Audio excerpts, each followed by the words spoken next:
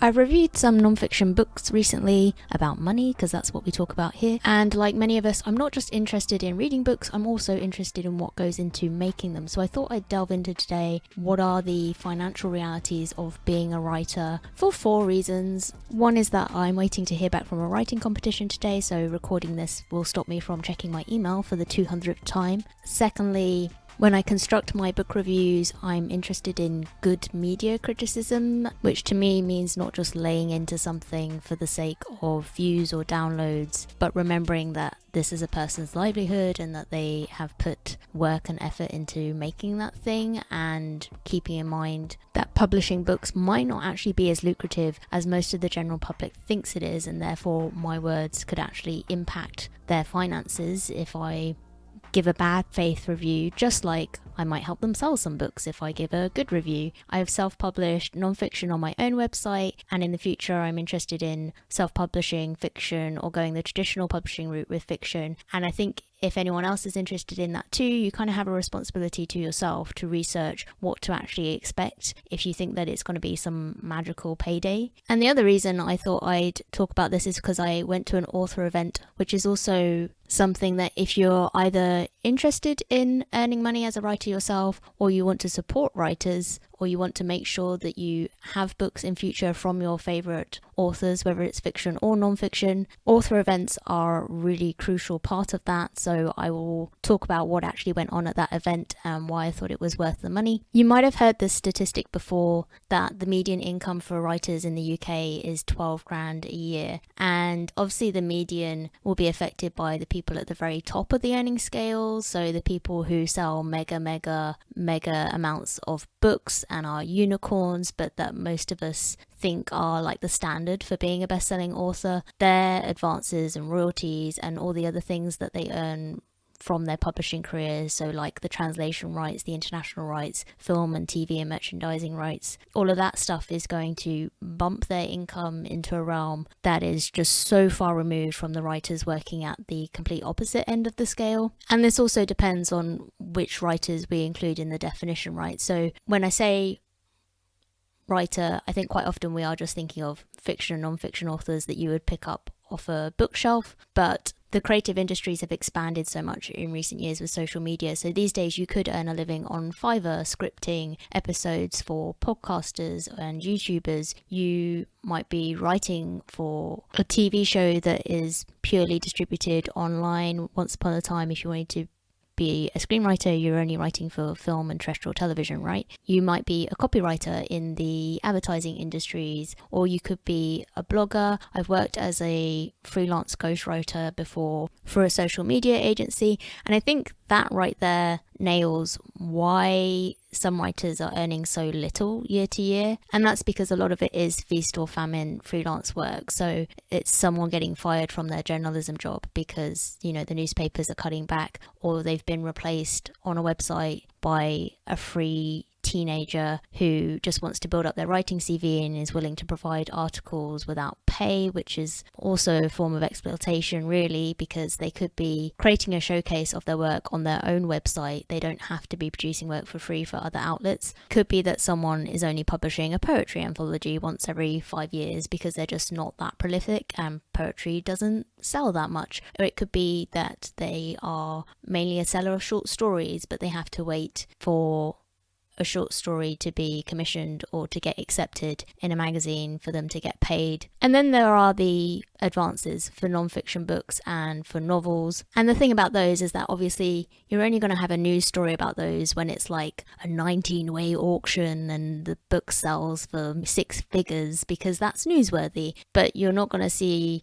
someone promoting a news story about how they got £1,000 for their first book advance. And after tax, I mean, if that's the only thing they're earning that year, then the good news is they won't be paying any tax, but I guess they'll also be visiting the community fridge for their food, because how are you going to eat on that money? And even when a writer has picked up a 5-figure advance, I think I've mentioned before what that actually boils down to as take-home pay when you take off all of the fees and commissions that writer owes as they go along the way. Previously on Save Like a Bet, or a £50,000 advance on a book, for instance, could leave a novelist on 10 grand a year after tax. And you might think, oh, okay, so maybe I will not be the writer that gets the 5 or 6 figure advance, or maybe I'm the writer who only gets £2,000 for their first book, or gets £50,000 but has to pay £40,000 to your agent, your lawyer, your accountant, and your taxes, etc. But that's okay because I'm going to earn loads of royalties. I found an article from an accountant saying that actually the majority of a writer's income does come from that advance, and it's a very small percentage of writers that will then subsist on their is that the right word? Exist on their royalties after that. So there is that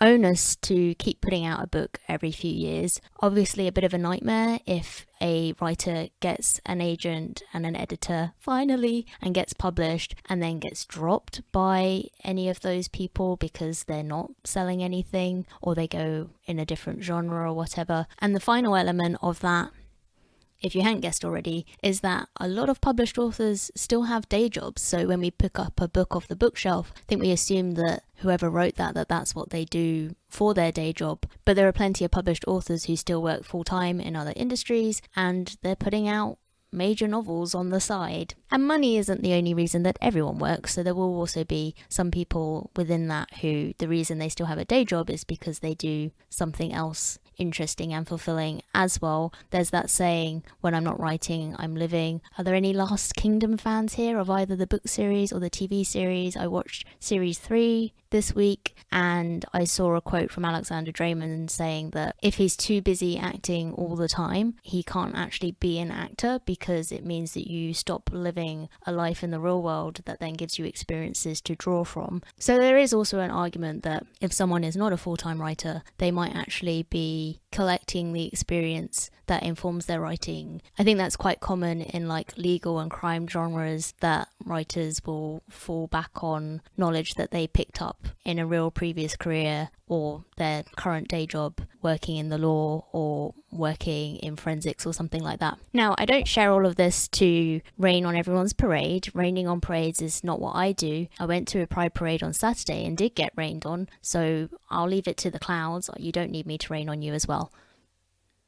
The sun did come out later, so the rainbow and the ray of sunshine in all of this is two things. And the first is that the interwebs has also given writers lots of other avenues to not only promote their work to a broader audience, or a more niche audience if that's actually what it needs in order to sell. It has given some writers an opportunity to self-publish where they've maybe been knocked back by traditional publishers or just didn't want to spend 5 years pitching and getting rejection letters before deciding to deliver that book to the world. And then there are all the other things that a writer can do with an online audience, such as if they want to share their writing process and maybe sell online education relating to that, or monetize a podcast or YouTube channel or blog about their writing, etc. That's the other reason I wanted to talk about this topic, actually, is one of my lovely commenters specifically requested a tutorial on how to make money from blogging, I think. And I think my response was that the majority of people don't, and that I don't want to add to the many bloggers online teaching other people how to make money from blogging online when either the person writing that blog post in the first place has not made a single penny from blogging yet, or they've got a kind of like pyramid scheme going where they're teaching other people how to make money online blogging from getting them to read posts about how to make money online blogging. As for the author event, it was only £5, which I can't imagine went to the authors unless some of the staff there were there for the fun of it. I can't even imagine that it would have covered the costs of the bookshop staying open for an extra 2 hours. But anyway, I don't know how that works. And then I had to pay a little bit of travel to get there because it was in Oxford City. I don't live in Oxford, but I highly recommend going to a book signing if you do get the opportunity. Obviously, if you are going to buy a brand new hardback and get it signed there as well, that will cost slightly more, but it does so much to support that author if it's one of your favorite authors. I feel like spring, summer, autumn, we don't want to hibernate, but every time I've tried to go out recently, I've gotten either wet or or cold. And then there's the extra thing of finding things to do that don't necessarily cost a lot of money. I'm going to Wembley Stadium soon to see Harry Styles, but then my last outing before this one was free apart from the travel, and same for the one about that. I can link to those vlogs as well if you're interested in how to find unusual things to do for free. So my logic for paying to go to this event, apart from also combining it with a visit to the library, I mean, you know you're a nerd when you go to both the library and a bookshop in the same day, was that I feel like it's important to support authors, even if an author is already doing quite well. We don't actually know what that means in material terms, but also if you have any ambitions to earn money as a writer, you should probably have some idea of what goes on in terms of promoting those works. You do generally associate book tours with published authors, but if you were going to self-publish, you would still need to promote your book somehow, and social media will only go so far, or you might use social media to craft your own book tour, in which case you should probably know what those author events look like and what would be expected from you. And also I think it's no surprise that while the digital music revolution has killed CDs for a lot of people, nobody kind of sits there stroking a CD and, you know, sniffing the disc. And yet there's been a resurgence in physical books ever since the Kindle was invented. Books haven't quite gone the way that music has. I know some people like to collect vinyl as physical music, but music really isn't sold in physical copies as CDs anymore in the way that it used to, because so many of those sales are now digital. Whereas I'm pretty sure I saw an article that said that physical books have had a huge resurgence since the digital revolution in ebooks. And I think it's because of that tangible quality of everything you associate with, you know, curling up with the feel of the paper in your hands and the smell of a brand new book, or an old musty book if that's what you prefer. There's something satisfying about holding on to someone's achievement in your hands and feeling the weight of their achievement literally. And there's also something very satisfying about looking at your bookmark and seeing how much you've read so far, or how little you have left to go, depending on how you feel about the book that you're reading currently. And some of the book cover designs, including the ones for this particular event, are just amazing these days. So I can see why some people would be real collectors of books almost just for the book covers and the spines, because the artwork is a work of art. I mentioned earlier that an author might earn most of their money from their advance and not from the royalties after the fact. The event, I think there was about 20 people there. I think nearly every single person bought a book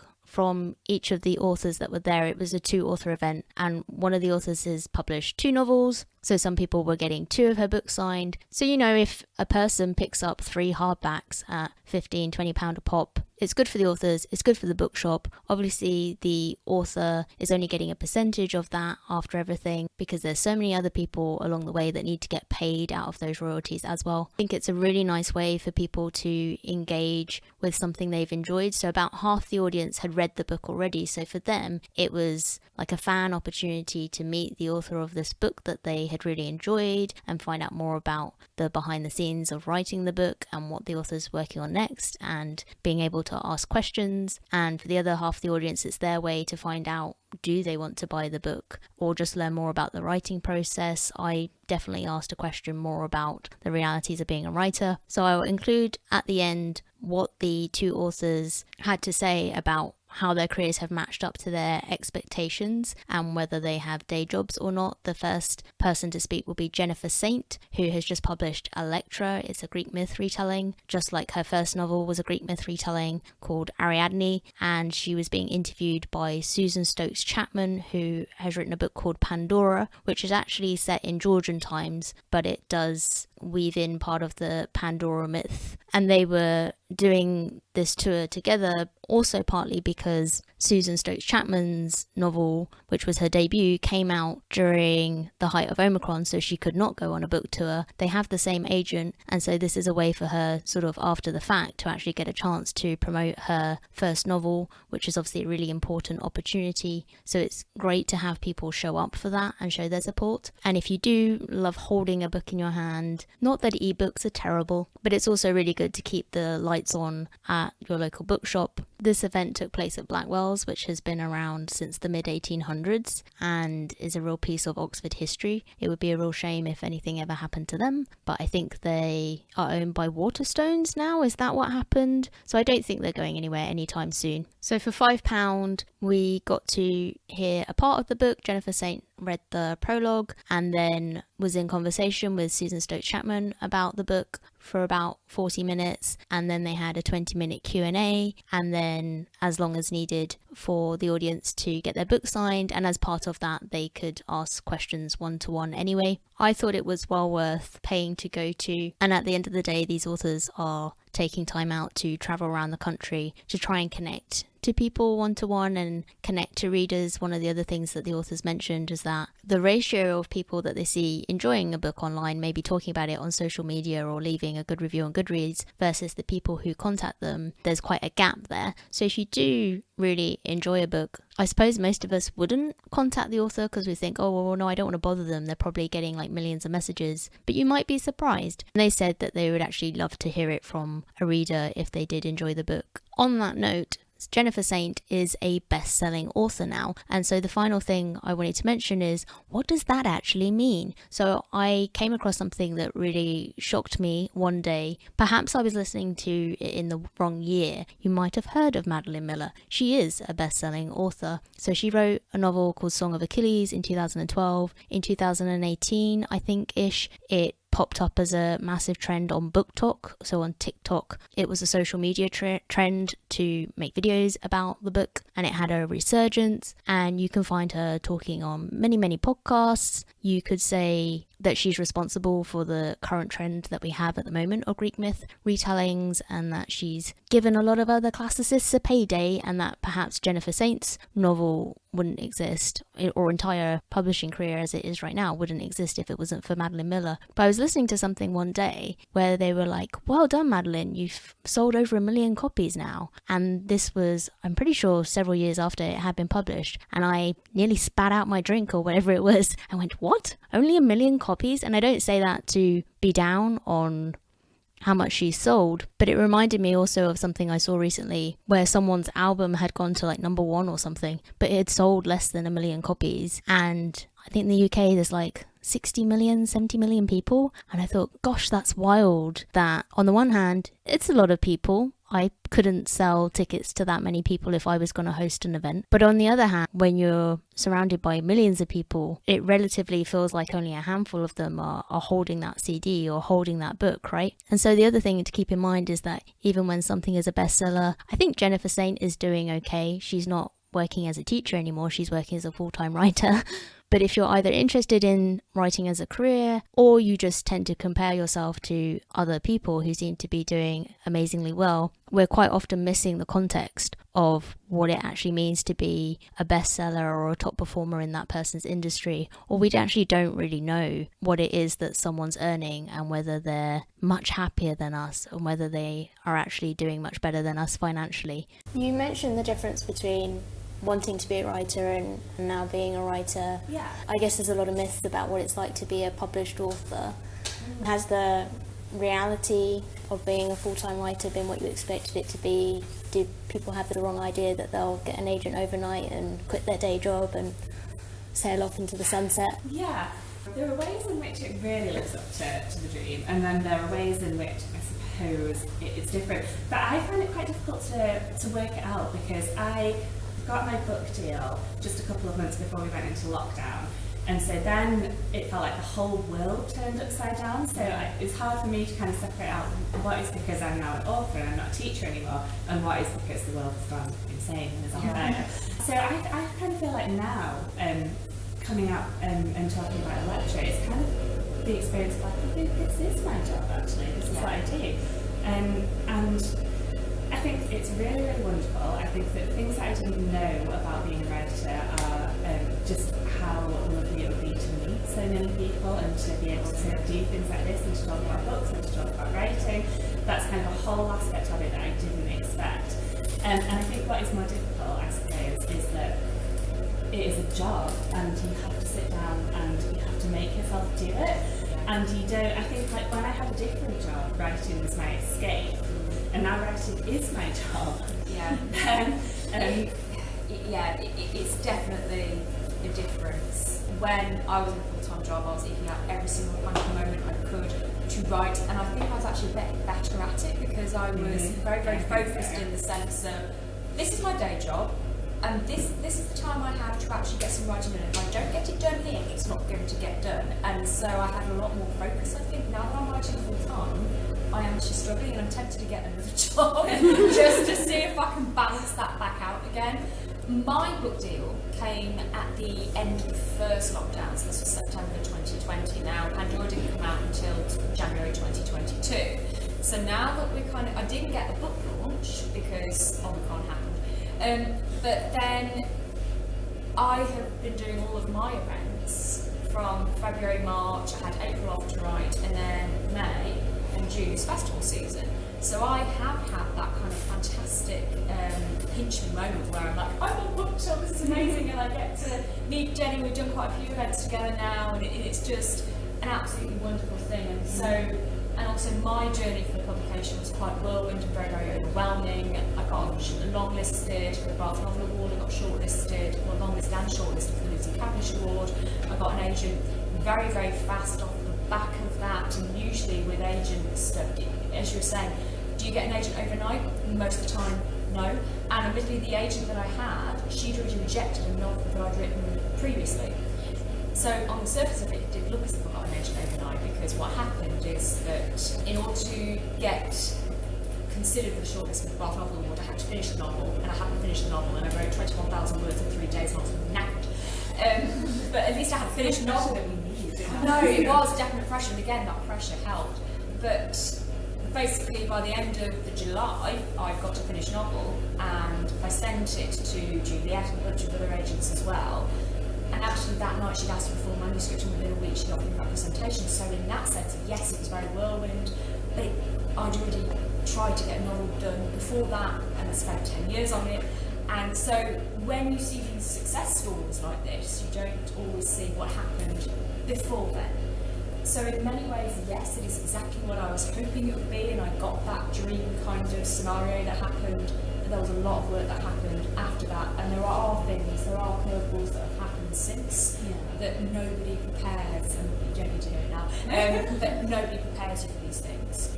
So it's very much to sort of coin sort of situation. It's just one of those, and every author story is different. You have to remember that as well. Yeah.